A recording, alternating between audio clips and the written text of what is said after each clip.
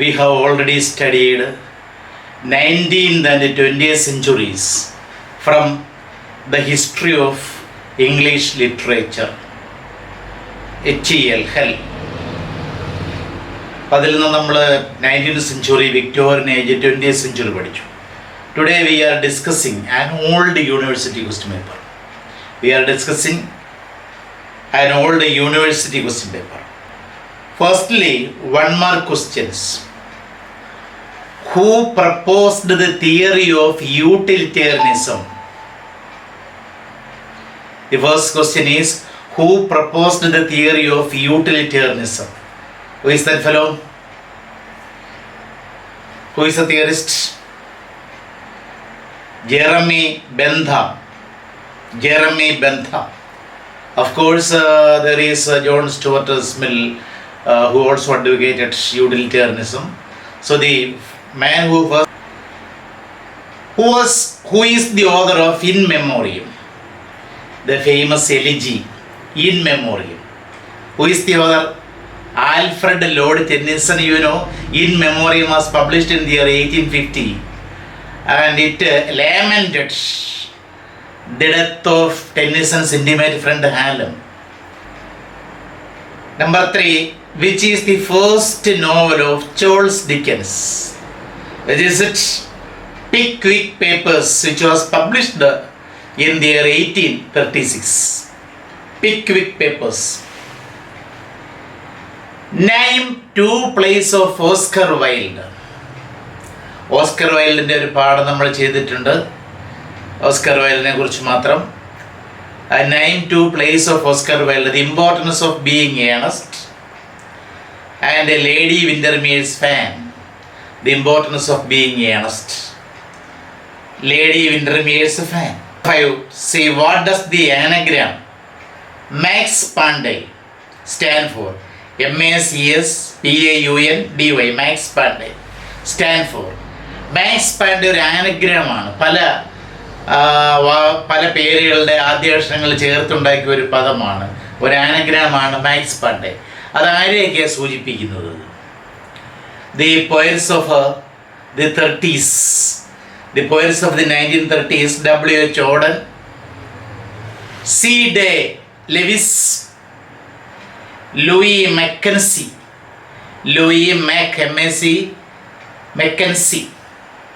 and Stephen Spender.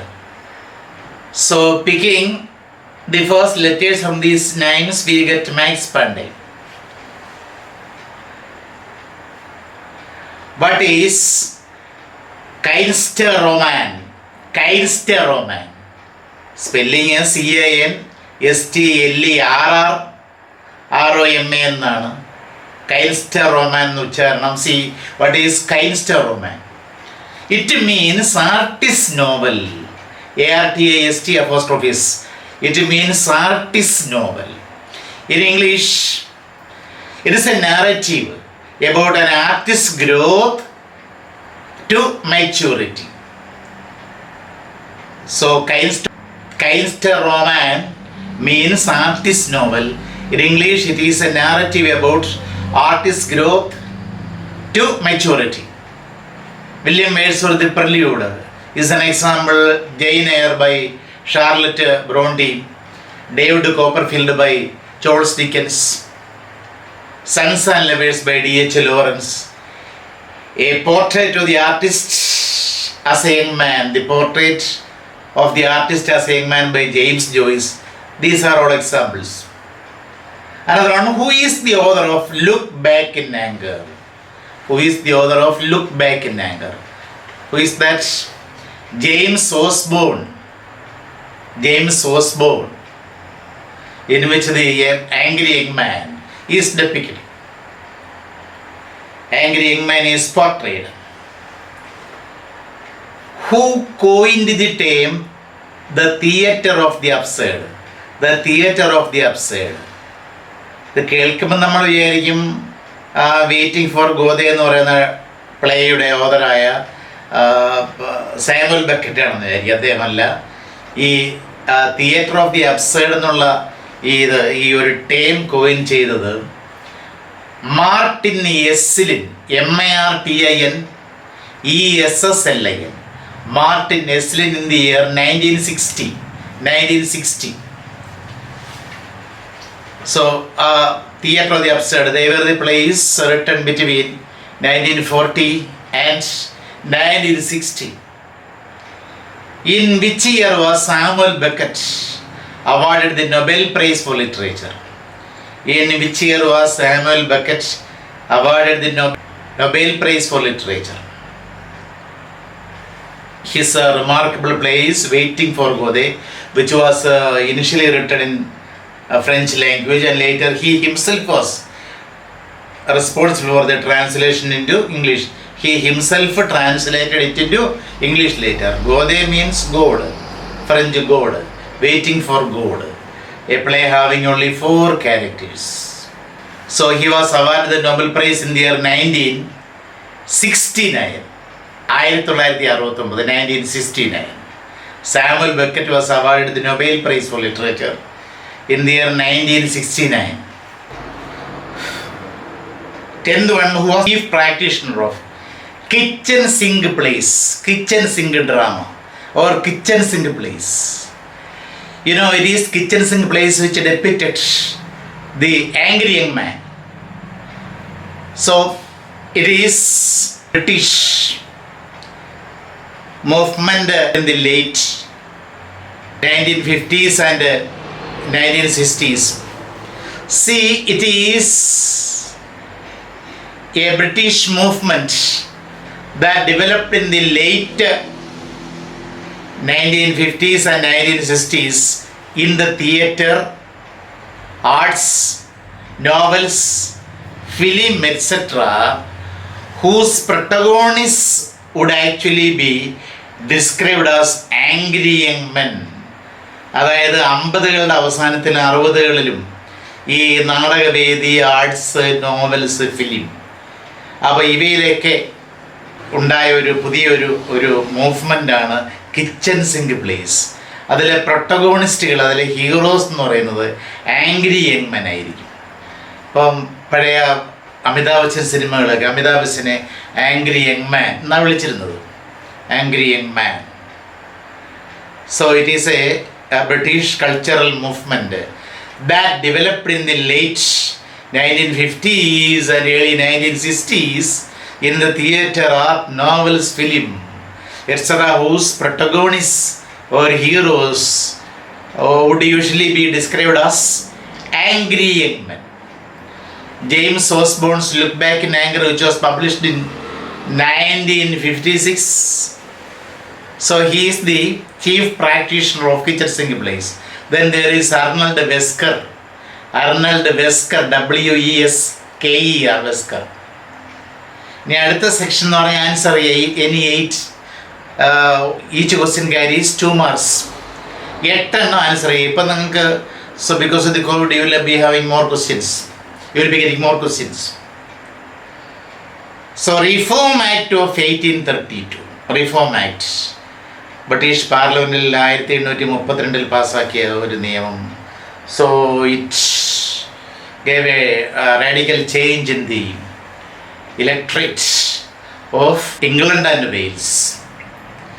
So it was an act passed in the British Parliament, changing the electorate radically. Passed in the year 1832. ഇത് എൻ്റെ class number 37, അതായത് first ക്ലാസ്സിൽ ഇത് ചേർത്തിട്ടുണ്ട്. First ക്ലാസ്സിൽ അല്ല, നമുക്കിവിടെ ഇപ്പോൾ അത് എല്ലാം കൂടെ വിസ്തരിക്കാൻ പറ്റില്ലല്ലോ. We cannot elaborately discuss everything. See, next question, development of medical science during the Victorian era. Development of medical science during the Victorian era. The answer can be traced out from class number 40. Class number 40. The chief characteristics of the poems of Robert Browning. Robert Browning ന്റെ കവിതകളുടെ പ്രധാന സവിശേഷതകൾ അത് നമ്മുടെ class number 47 Robert ബ്രൗണിങ്ങിനെ കുറിച്ച് മാത്രം ഒരു video ചെയ്തിട്ട് എഡിറ്റിങ് അത്ര ക്ലിയർ ആയില്ലെങ്കിലും there is a video on Robert Browning exclusively അതിലുണ്ട് അദ്ദേഹത്തിൻ്റെ പോയംസിൻ്റെ ക്യാരക്ടറിസ്റ്റിക്സ്. ഇപ്പം എന്ന് പറയുമ്പോൾ Robert Browning and was he who perfected dramatic monologue. It was he who raised the dramatic monologue to a world standard. അപ്പോൾ അതൊക്കെ അതിൽ നമ്മൾ പറഞ്ഞിട്ടുണ്ട്. Another one, mention any 3 features, 3 സവിശേഷതകൾ. Mention any 3 features of fleshly school of poetry. Fleshly school of poetry അറിയാമല്ലോ. നമ്മൾ class 51 അത് discuss ചെയ്തിട്ടുണ്ട്, പ്രീ റഫേലേറ്റ്സിൻ്റെ കൂട്ടത്തിൽ. Fleshly school is the name given by Buchanan to a realistic sensual school of poets. അപ്പം അത് class number 51 fleshly school of poetry. Class number 51 contains the answer. Great depression of 1920, first world war കഴിഞ്ഞിട്ടുണ്ടായ great depression. അത് class persons and events എന്ന് പറഞ്ഞുകൊണ്ട് നമ്മുടെ ഒരു class ഉണ്ട്, അതിലുണ്ട് persons and events. Then contributions of G.M. Hopkins, Gerald Manley Hopkins, അദ്ദേഹത്തിൻ്റെ contributions. അദ്ദേഹത്തിൻ്റെ ഏറ്റവും പ്രധാനപ്പെട്ട കോൺട്രിബ്യൂഷനാണ് സ്പ്രങ് റിഥം. അത് ഞാൻ ഇതൊരു പറഞ്ഞിട്ടുണ്ട്. പിന്നെ ഇൻസ്കേപ്പ് ഇൻ സ്ട്രെസ്, ഇതൊക്കെയാണ് അദ്ദേഹത്തിൻ്റെ കോൺട്രിബ്യൂഷൻ. അത് ഞാൻ പറഞ്ഞിട്ടുണ്ട്. അത് so next one, define imagist movement. What is it? Imagism was A movement in the early 20th century Anglo American poetry, English American poetry. Imagism was A movement in the early 20th century found in Anglo-American poetry that favored, imagism favored precision of imagery, accuracy in imagery, in the use of imagery. അലങ്കാര പ്രയോഗങ്ങളുടെ ഉപയോഗത്തിലുള്ള precision, clear, sharp language. The language of poetry should be sharp and clear, and is considered as the first modernist literary movement in the English language.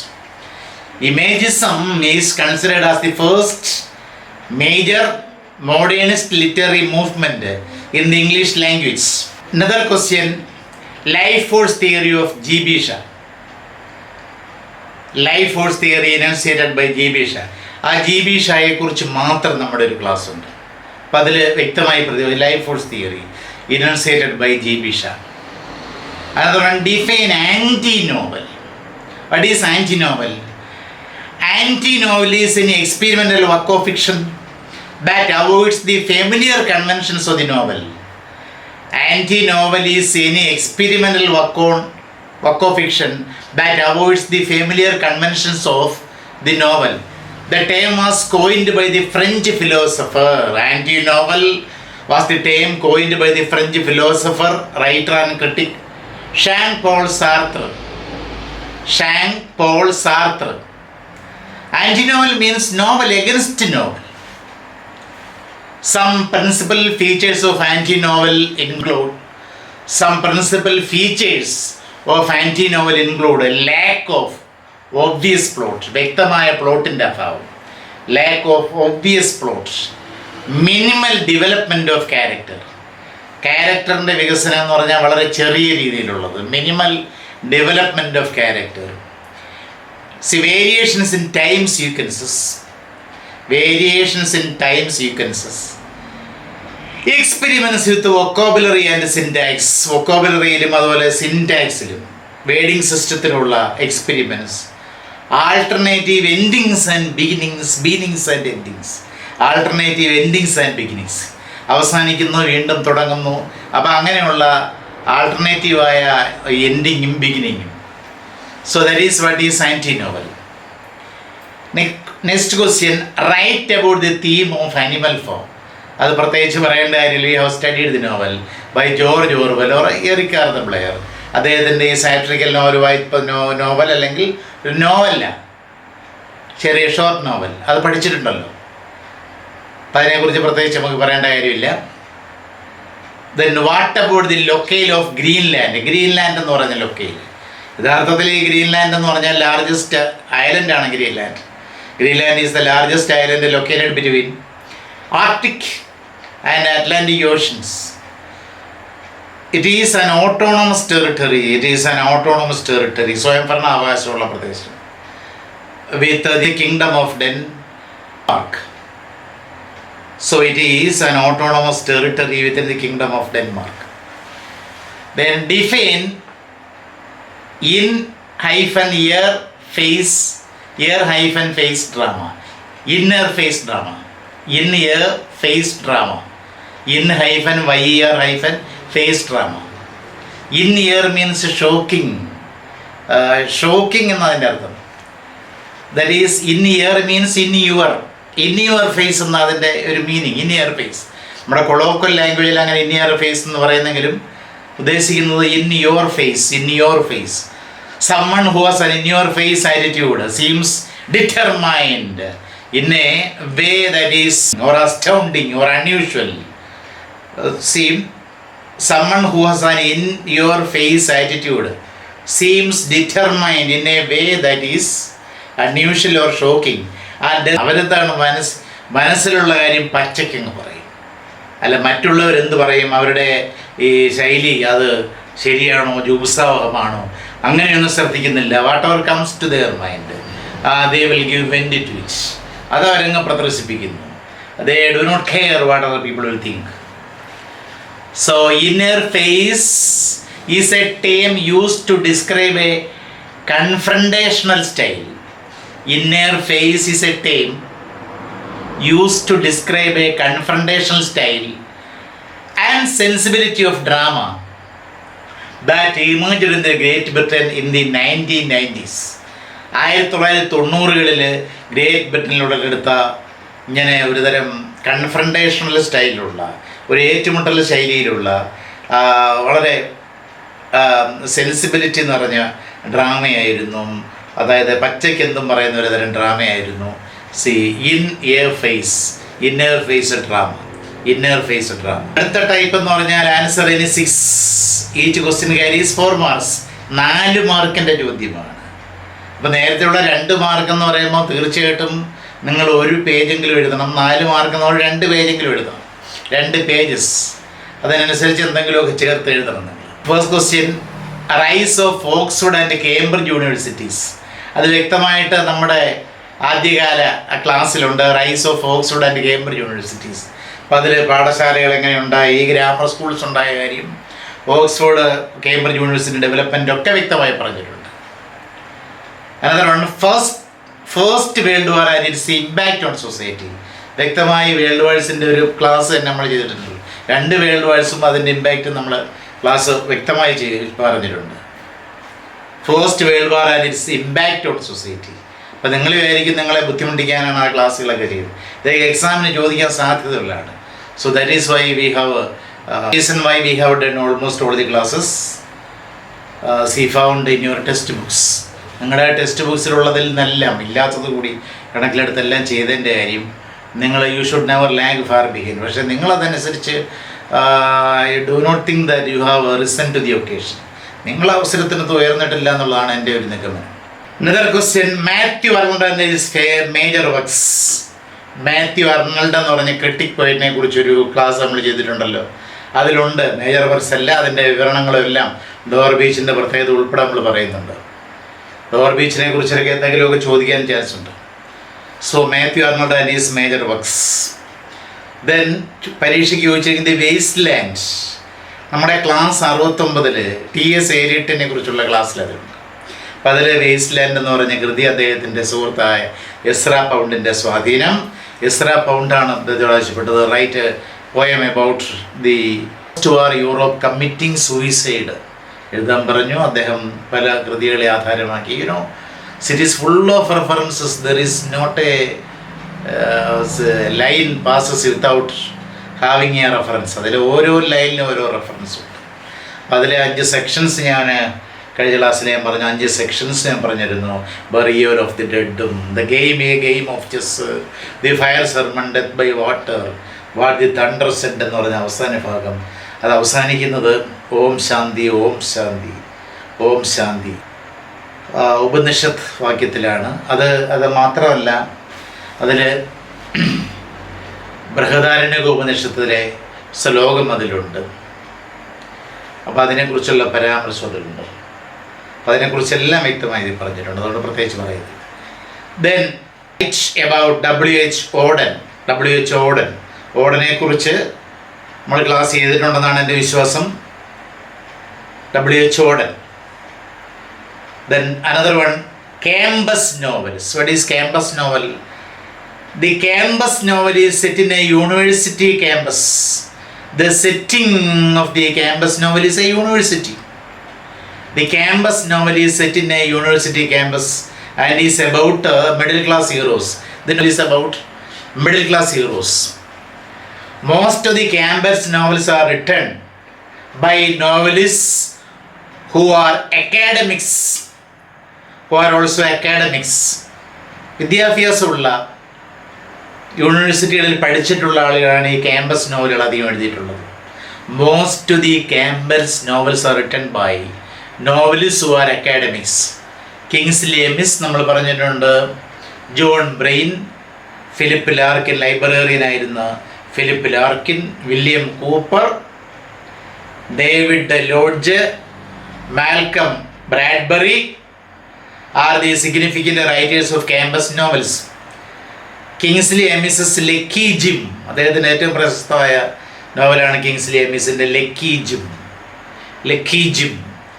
David Lodge's Changing Places, another example of campus novel. And Malcolm Bradbury's The History Man are well-known campus novels. Then what is meant by well-made place? കേൾക്കുമ്പോഴേ അറിയാം, well-made dramas was developed around, the technical formula of the well-made play was developed around 1825 by the French playwright Eugene Scribe. അപ്പോൾ ഇതിൻ്റെ ഒരു well-made പ്ലേയുടെ ഒരു technical formula ആദ്യമായി develop ചെയ്തെടുത്തത് 1825 അത് develop ചെയ്തത് French നാടകൃത്തായ Eugene Scribe എന്ന് പറയുന്ന നാടകൃത്താണ്. Has complexity and highly artificial plotting. Complexity it calls for well-made play calls for, or well-made play called for or demanded. Well-made play demanded complexity and highly artificial plotting, കൃത്രിമമായ plotting ആണ്. And build up suspense, a climatic scene in which all the problems are solved. Climatic സീനിൽ അല്ലെങ്കിൽ ക്ലൈമാക്സിൽ എല്ലാ പ്രശ്നങ്ങളും പരിഹരിക്കപ്പെടുന്നു. Climatic scene in which all the problems are resolved and a happy ending. Well-made play of course has a happy ending.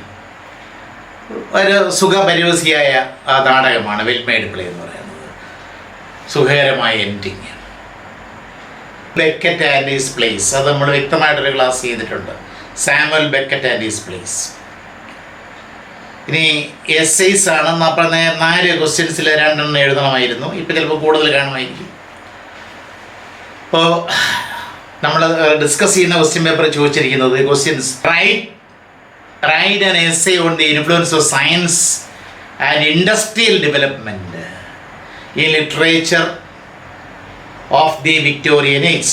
വ്യക്തമായിട്ട് നമ്മൾ ചെയ്തിട്ടുണ്ടല്ലോ ക്ലാസ്സിൽ, വ്യക്തമായിട്ടുണ്ട്. അത് പഠിക്കുക. നമ്മുടെ മിക്ക ക്ലാസ്സുകളും 3/4 മണിക്കൂർ 1 മണിക്കൂറൊക്കെയാണ്. Write an essay on the influence of science and industrial development on literature during the Victorian age. Then development of drama in the 20th century. അത് നമ്മൾ അത് ചെയ്തിട്ടുണ്ട്. The development of drama in the 20th century. Then W.B. Yeats and modern poetry. W.B. Yeatsനെ കുറിച്ചുള്ള ആ ഒരു ക്ലാസ്സിൽ നമ്മൾ വ്യക്തമായി പറഞ്ഞിട്ടുണ്ട്. W.B. Yeats and modern poetry. അല്ല, മോഡേണിസം മാത്രമായിട്ടൊരു ക്ലാസ് ഉണ്ട്, അതുകൂടെ നിങ്ങൾ റെഫർ ചെയ്യുക. Stream of consciousness novels in the 20th century. അത് കഴിഞ്ഞ ക്ലാസ്സിൽ നമ്മൾ പ്രത്യേകം ചെയ്തിട്ടുണ്ട്. Stream of consciousness novels in the 20th century. ഇനി നമുക്ക് ഒരു ക്വസ്റ്റ്യൻ പേപ്പർ ഡിസ്കസ് ചെയ്യാം. So you will be getting more to face the exam.